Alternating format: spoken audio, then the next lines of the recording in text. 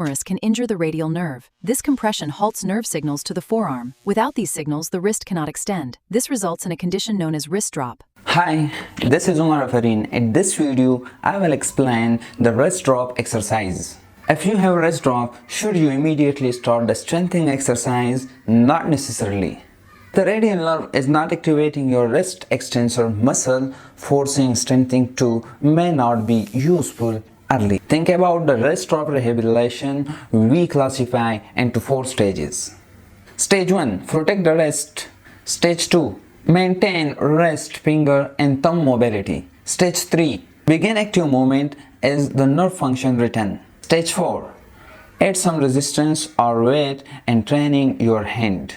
So don't jump from the completely weakness into the heavy exercise. Follow these 4 steps. By these 4 steps, you can make a comfortable zone for your wrist drop. Before starting the exercise, remember wrist drop is a sign, not a diagnosis. First, get the cause check. It may be happen after the radial nerve compression, trauma, the humeral shock fracture, and other neurological problem. So new or the sudden wrist drop should be first properly assessed.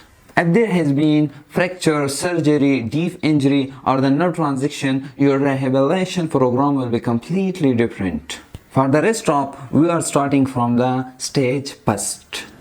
At the stage first, we use splint to protect the wrist. During the recovery, a wrist splint are very useful. Instead of allowing the wrist continuously into the flexion position, the splints support it at the neutral or the slightly extending functional position.